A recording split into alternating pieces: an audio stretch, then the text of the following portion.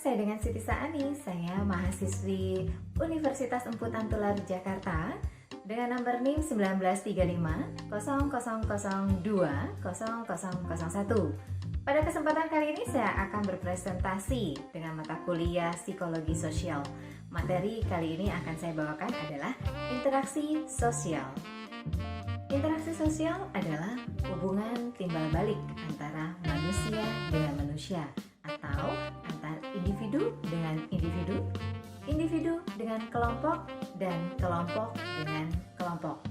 Saya akan coba memberikan contoh interaksi sosial antar individu dengan individu. Interaksi sosial antar individu dengan kelompok.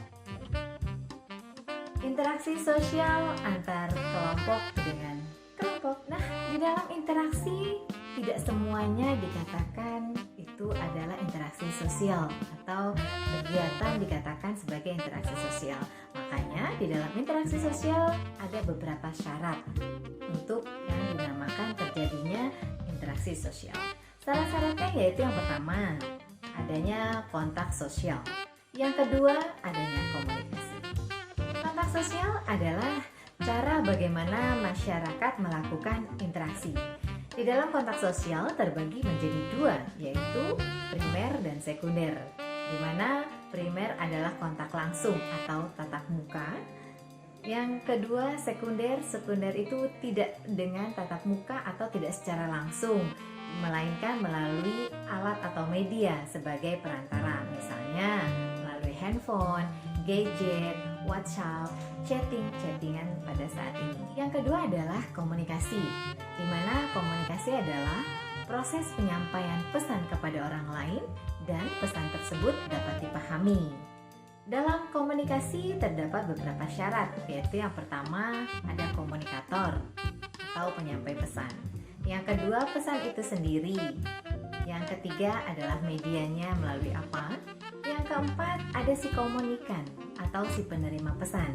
Dan yang kelima adalah feedback atau umpan balik dari kedua belah pihak. Baiklah, sekarang kita membahas bentuk-bentuk interaksi sosial ya. Bentuk-bentuk interaksi sosial ada dua, yaitu yang pertama dalam bentuk interaksi sosial asosiatif.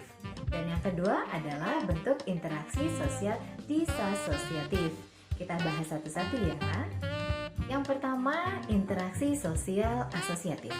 Di mana interaksi sosial asosiatif ini adalah bentuk interaksi sosial yang bersifatnya positif, yang mengarah pada perdamaian atau kesatuan. Contoh interaksi sosial asosiatif, yaitu yang pertama adalah kerjasama.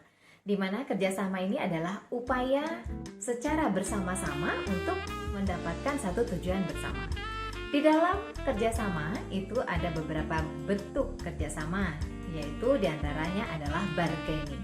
Di mana bargaining ini adalah kesepakatan kedua belah pihak setelah terjadinya negosiasi. Contoh, harga tomat 5.000, lalu saya menawarnya atau saya bernegosiasi dengan si penjual dengan harga 3.000. Nah, kesepakatan inilah yang dinamakan dengan bargaining. Bentuk kerjasama yang kedua adalah kooptasi, yaitu penerimaan unsur-unsur baru. Contoh misalnya pemilihan ketua kelas yang baru, tentu dia mempunyai peraturan-peraturan yang baru yang wajib anggota kelasnya untuk mengikutinya. Bentuk kerjasama yang ketiga adalah koalisi, yaitu penyatuan dua kelompok atau lebih. Contoh seperti yang kita ketahui adalah di Indonesia ini partai politik. Jadi partai politik A dengan partai politik B bersatu. Itulah yang namanya koalisi. Bentuk kerjasama yang keempat yaitu joint venture. Joint venture adalah bentuk kerjasama dalam bidang ekonomi. Contoh interaksi sosial asosiatif yang kedua adalah akomodasi. Di mana akomodasi ini adalah upaya menyelesaikan suatu pertikaian atau konflik oleh pihak yang bertikai. Contoh bentuk-bentuk akomodasi adalah koersi, upaya penyelesaian suatu konflik dengan kekerasan. Contohnya, para pedagang kaki lima yang sering kita lihat tuh di Tanah Abang ya, yang berdagang tidak pada tempatnya, lalu Satpol PP datang dan mengusir mereka dengan cara yang sedikit keras karena mungkin mereka sudah berkali-kali dibilangin untuk tidak berjualan di sini, tapi para penjual ini tetap masih bersikeras untuk tetap berjualan di situ sehingga terjadilah koersi. Bentuk akomodasi yang kedua yaitu kompromi, di mana kompromi ini adalah kesepakatan kedua belah pihak untuk mengurangi tuntutan. Contoh misalnya si A dan si B sedang bermain game, tapi si B merasa si A mencuranginya dia, tapi si A tidak merasa kalau dia mencurangi si B. Lalu terjadilah mereka kompromi untuk mengurangi kesalahpahaman. Bentuk akomodasi yang ketiga adalah konsiliasi, di mana konsiliasi ini adalah mempertemukan kedua belah pihak yang bertikai untuk mengetahui keinginan mereka masing-masing dalam menyelesaikan suatu konflik. Bentuk akomodasi yang keempat adalah arbitrasi, di mana arbitrasi ini adalah bentuk penyelesaian dengan melibatkan atau menggunakan pihak ketiga sebagai pengambil keputusan. Contoh misalnya suami istri yang sedang bertikai dalam rumah tangganya dan meresahkan warga. Lalu Pak RT datang dan Pak RT inilah yang menjadi arbitrasi mereka untuk mengambil satu keputusan. Bentuk akomodasi yang kelima adalah mediasi. Mediasi di sini hampir mirip dengan arbitrasi. Hanya saja dalam mediasi pihak ketiga ini bersifat netral, tidak sebagai pengambil keputusan. Jadi misalnya pertikaian tadi antara suami istri, datanglah Pak RT dan Pak RT ini hanya bersifat netral, tidak sebagai pengambil keputusan. Pengambil keputusan dikembalikan kepada pihak yang bertikai. Bentuk akomodasi yang keenam adalah adjudikasi, di mana adjudikasi ini adalah bentuk penyelesaian suatu konflik dengan melibatkan meja hukum atau pengadilan. Contoh interaksi sosial asosiatif yang ketiga yaitu asimilasi, di mana asimilasi ini adalah percampuran dua kebudayaan yang berbeda menjadi suatu kebudayaan yang baru. Contohnya adalah tahu musik dangdut? Nah, musik dangdut itulah hasil dari asimilasi. Dari mana?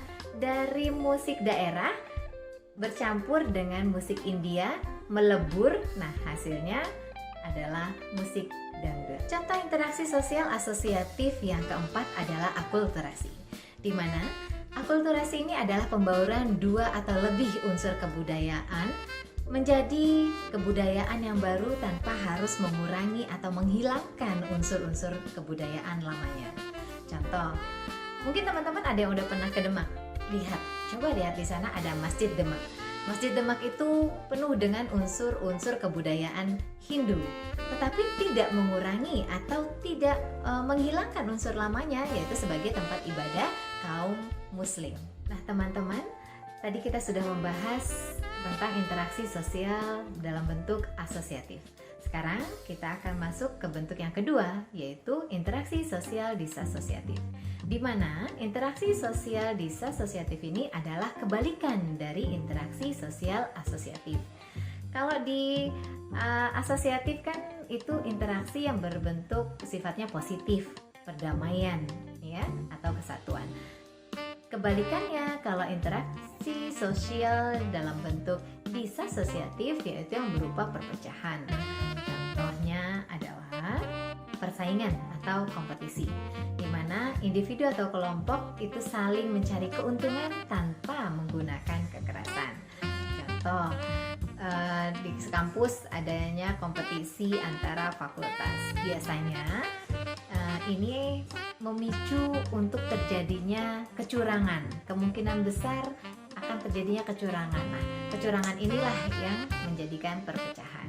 Contoh interaksi sosial disasosiatif yang kedua adalah kontravensi, di mana kontravensi ini adalah suatu perasaan tidak suka yang disembunyikan. Misalnya rasa kebencian terhadap seseorang, akhirnya orang tersebut melakukan fitnah. Contoh interaksi sosial disasosiatif yang ketiga adalah pertentangan atau konflik, di mana proses sosial ini biasanya dilakukan oleh individu atau kelompok untuk mencapai suatu tujuan dengan sedikit kekerasan. Demikianlah presentasi yang saya bawakan untuk kali ini. Semoga bermanfaat dan